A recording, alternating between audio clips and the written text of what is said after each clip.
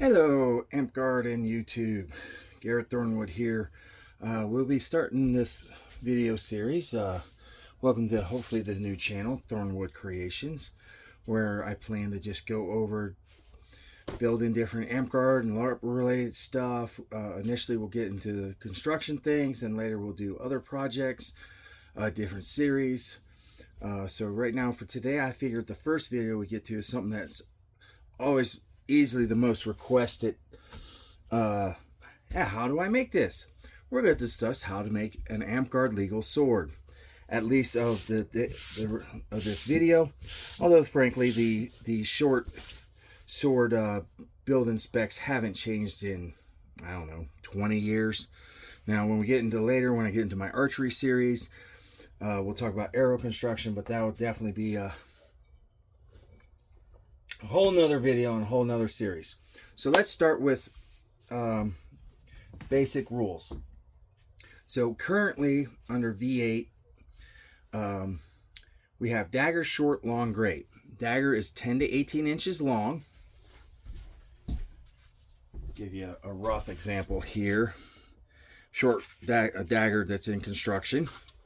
Then a short is 18 to 36 inches. 36 to 48 inches is a long, and anything over 48 inches is a great. For the purposes of today's video, we're only going to be going over short weapons, how you make a short sword.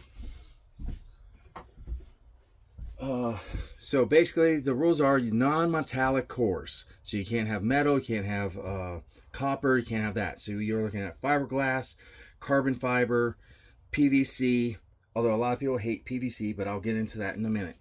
So I like to run on a good, better, best system. So good, we have PVC here.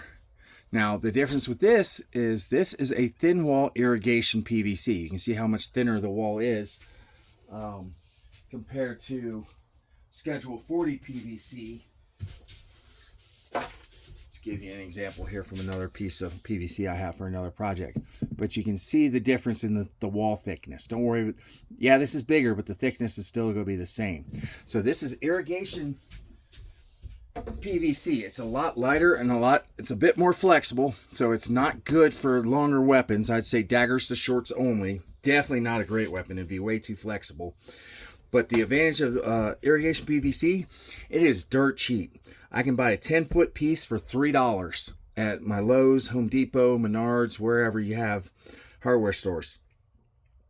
And with that 10-foot, I can make 3 34-inch short swords and a dagger.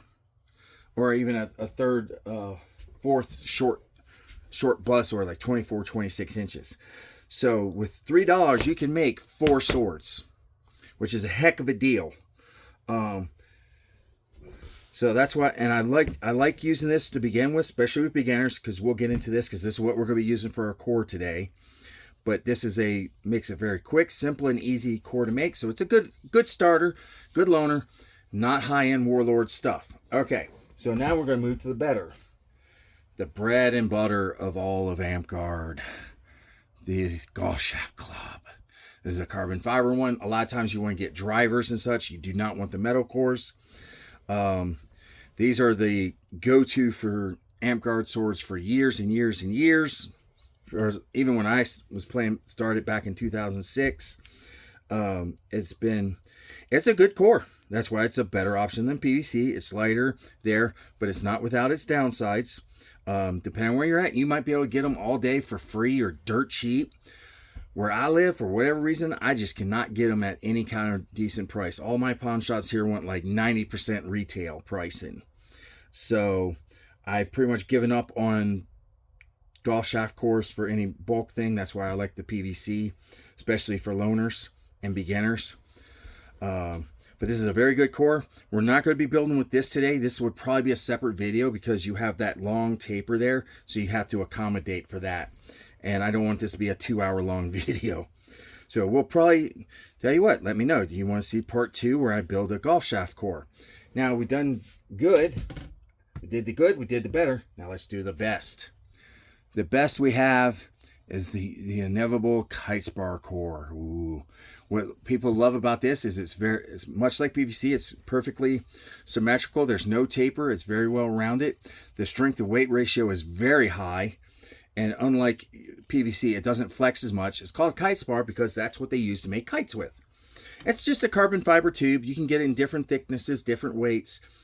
I want to say 524. 603 I think is a little too thick, but the nice thing about kite spar, unlike the other two things where you're pretty much limited to daggers and shorts, kite spar you can get in 8, 9, 10, you can get them in pretty long lengths, so you can make great weapons out of this. You can make down spears, great swords. If it's thick enough, maybe a pole arm, but that's a whole nother thing. Most time we like to use bamboo cores for pole arms. Has been kind of the meta, which I'm so happy with.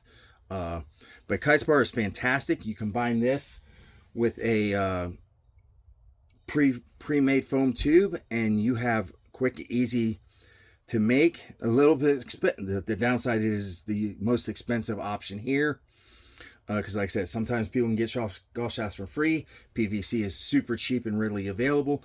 Golf shafts you typically have to find a supplier, buy them online, so shipping and all that. So it's going to be a little costly. But so let's get into it. So we have our PVC core.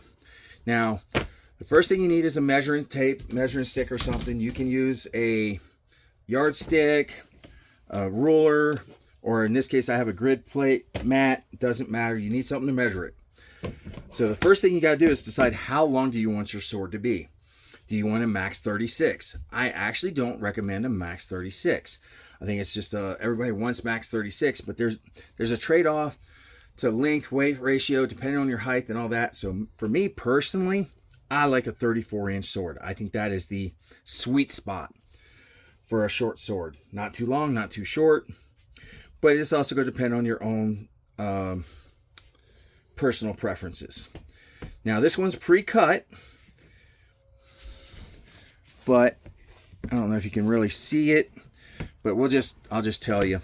So I cut the core. You want the core to be approximately 2 inches shorter than your final length. So if I'm wanting a 34-inch sword, I want a 32-inch core, because you got to accommodate for the back and the front for the stabbing tip that are mandatory on Amtgard weapons. So if I cut this 36 and I put all the stuff on it, now I'm looking at a 37-ish, 38, and now it's a long, not a short. Which, hey, if that's what you want, that's great. But like I said, today we're building a short sword. So I pre-cut the 32 inches. There's a number of ways to cut it, especially PVC and all the other stuff. You can use pipe fitter cutters. You can use saws. I actually personally like to use a cheap Harbor Freight chop saw.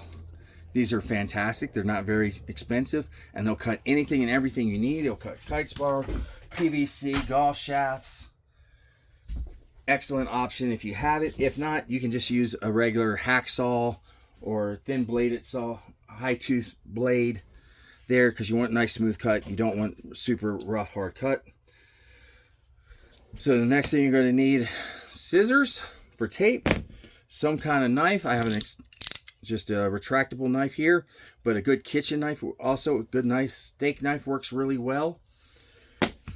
Then you want packing tape. So for packing tape, you do not want expensive, high quality stuff. High quality packing tape will stretch and snap. We don't want that. We want the stretch. So go to your dollar store, go to Harbor Freight, get you some cheap, kind of smelly packing tape. That's what we want. Now, what next thing is kind of optional, but this is how I like to make my stabbing tips. Is I like to use a hole saw. This one happens to be a 2 3/4 hole saw, and then I like a 1-inch hole saw. And the reason why is because this is how I make my stab tips. Nice, perfect circles, and we'll discuss that in a minute. Now, what do we use for the foam? Once again, we're on a budget here. So, we're going to use readily available material. Right now, the best my source is I go to Lowe's.com and I get, hopefully you can see that, This is the pipe insulation you want. The reason why is we need 1 inch of thickness on the foam on the walls. As you see here, you got the hole and all this right there. So that gives you your 1 inch thickness. It has a nice split to it, so it's easy to put on. And it's really cheap. It's like $6 a tube. And Lowe's.com has free shipping, so I'll buy 6 or 8 tubes. 1 tube will make you, depending on the length of your swords, you can easily make 2 swords and probably a dagger. So guess what matches really well with your PVC. There, and that's another thing why I like PVC especially for beginner weapons, is because it fits, designed to fit together. So 1/2 inch PVC with that specific there makes for a perfect fit on the PVC. There's no adjustment needed, no there, so it takes extra steps out. So the next thing we're going to do, so we got that there. So now we're going to measure and cut our foam. So I'm just going to go ahead and sheet here. I have one where I already did the end on. Oh, I forgot to mention. So another thing, this is a step I do. I don't see a lot of people do it, but I think it's really important. The problem you have with PVC is you got that really stabby pit there. That likes to blow through stuff, cut through stuff really quick. So what you want to do is get a 3/4 inch nylon washer, and that's going to tape onto the end. Okay. Now, at minimum, you want to do on the stabby end. I pre-did this one with some tape just to cut this video, save some time. But I personally prefer to like to do both ends. That way, it just helps the durability of the foam, makes it a little nicer, a little safer. So if it does blow through, you're not getting that sharp, stabby point of PVC. All right. So that's another thing you want to do is you want to get nylon washers, not steel. You cannot have steel in the striking portion of the blade. But nylon is it's the same thing as it is PVC, so that's perfectly acceptable. Makes the tips last longer, and it's safer and more friendly. All right. So as I said, now when we got the sword, this one's pre-done a little bit. So I like to measure the handle first and mark it. So I like about an 8 to 9 inch handle. I like to have my hand and thumb piece.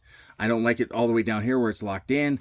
I don't want like 2 hands worth. I think that's too much, but handle's a personal preference. But I like about a hand and a thumb worth of handle. That gives you plenty of room to move up and down for more stuff that we may discuss later. I am no warlord, so I am not going to discuss fighting philosophies. At least not now. So that's how I like my handle. So next we're going to take the foam. I'm just going to lay the foam there, mark it about where I want it to be.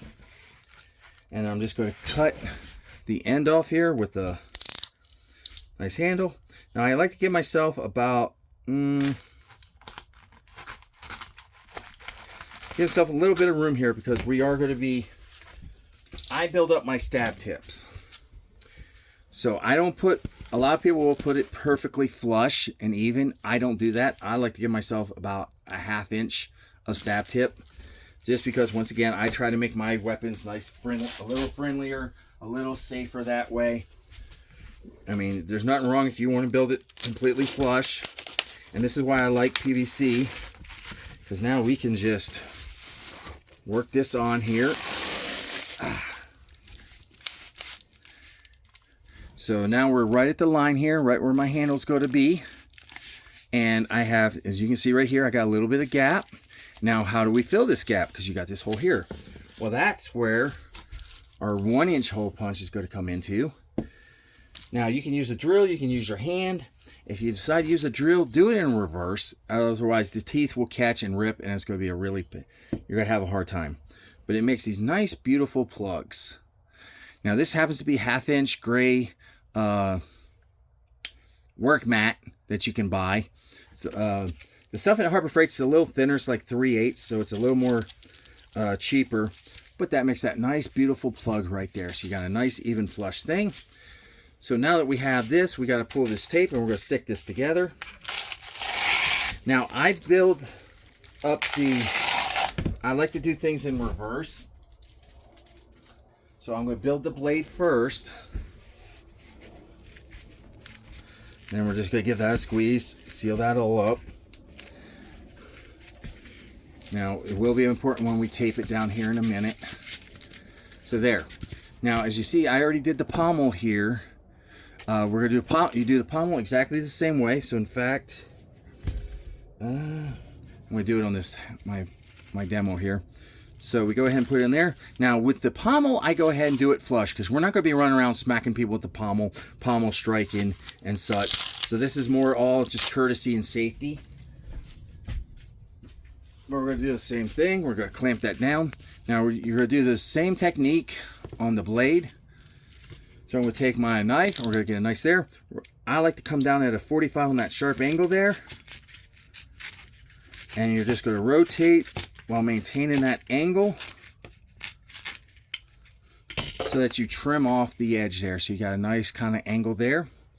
Then the next thing we're going to do, once again, I'm going to use my 2 3/4 hole saw to cut one layer of gray. I like to cover a layer of gray on the bottom for more durability. And that's going to sit there. And then we simply going to tape that on. So this is where the packing tape comes into play. Now, some people will, and you can glue these on. As far as spray glue, you can do that if you really want to keep it in place, but it's not really required because we're going to have more than enough tape on a pommel to hold it. This is what scissors are for. And then what I'm going to do is I'm just going to do a cross on that.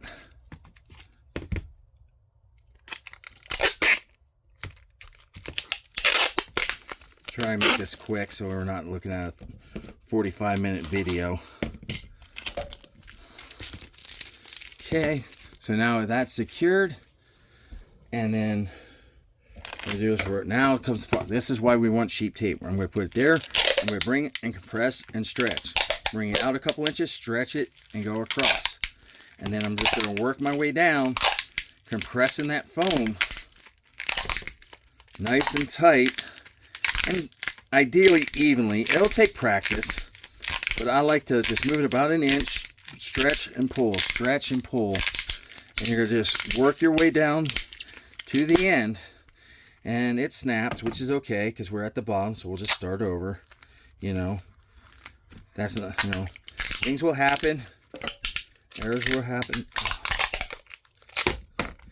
Gotta make sure the tape sticks to itself and not. There we go. And as you see there, that is how you do your pommel. Now we're going to do the same thing to our sword blade. So I already did the pommel, I did the sword blade. The reason I do this, I'm going to cut this, but we're not going to tape it down just yet because I like to build the handle first and then tape down the sword. The reason why is because swords the foam will break down. It is replaceable. Eventually, no matter how great the sword is, you will have to reblade a sword. So rather than build the sword and then put the handle on it, then when you have to reblade, now you're going to end up wrecking your handle. So we're going to go ahead. I'm still going to go ahead and do the tip here. Actually, I got a knife for this.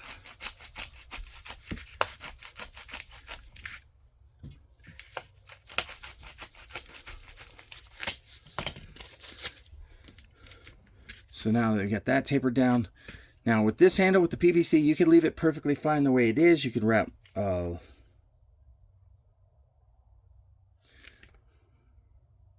with leather. You could wrap it with foam. You can wrap it with paracord. You can build up the handle how you like. And with other swords, we'll definitely be doing that. But for now, I like to, for loaners and stuff, just use some self-adhesive craft foam. So we're just going to measure out that, kind of eyeball it, because this isn't going to really matter too much. We're going to just peel and stick this on.